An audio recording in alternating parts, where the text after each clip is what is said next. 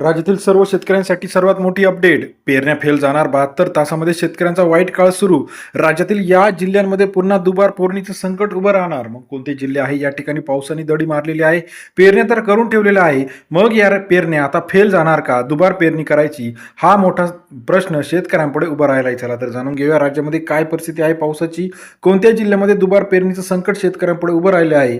जळगाव असेल, वाशिम असेल, हिंगोली असेल, अमरावती असेल, नागपूर असेल, या 5 ते 6 महत्त्वाच्या जिल्ह्यांमध्ये पावसाने अजूनही दडी मारली आहे.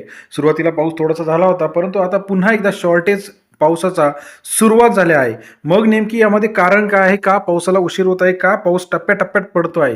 ही सर्व हवामानाची अपडेट आपण चॅनलच्या माध्यमातून घेऊन आलेलो आहे.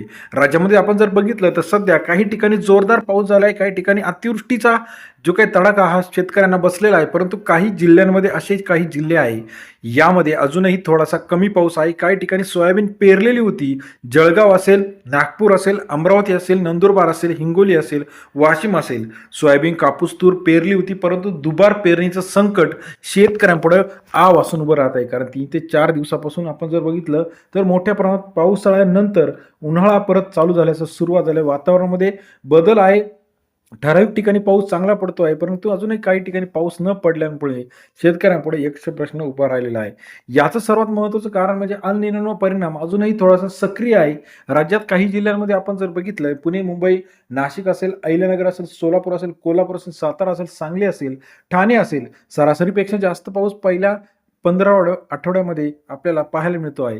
पहिल्या 2 ते 3 आठवड्यामध्ये चांगला पाऊस या ठिकाणी झालेला आहे, परंतु इथं सुद्धा आता पाऊस थोडासा लांबणीवर गेलेला आहे. मग आता ह्या पेरण्या केलेले जे काही पिकं आहे, याची नुकसान होणार, दुबार पेरणी करावं लागणार, हा मोठा प्रश्न आहे. काही ठिकाणी शेतकऱ्यांनी पुन्हा एकदा त्या पेरलेल्या पिकावरती नांगर फिरवला आहे आणि यामुळे आता शेतकऱ्यांचं अतोनात नुकसान होत आहे.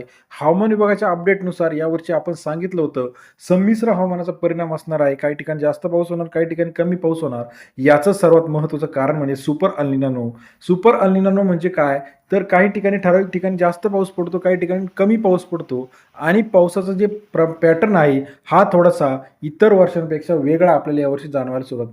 एकतर यावर्षी पावसाळा उन्हाळ्यात लेट सुरू झालेला होता. महिनाभर पाऊस लेट आलेला आहे आणि आला तरी ठराविक ठिकाणी जास्त पडला, काही ठिकाणी कमी, काही ठिकाणी पूरजन्य परिस्थिती तयार झालेली होती. मग अशा परिस्थितीत इथून पुढचा पावसाचा अंदाज कसा असणार आहे? ही सर्व अपडेट सर्वात आधी आपल्या चॅनलच्या माध्यमातून जाणून घेण्यासाठी चॅनलला लाईक, सबस्क्राईब आणि शेअर करायला विसरू नका. हवामान विभागाची सविस्तर अपडेट सर्वात आधी आपल्या चॅनलच्या माध्यमातून जाणून घेण्यासाठी चॅनलला लाईक, सबस्क्राईब, शेअर करा. अधिक माहितीसाठी बेल आयकॉन प्रेस करा. धन्यवाद मित्रांनो, आपण दिलेल्या प्रतिसादाबद्दल.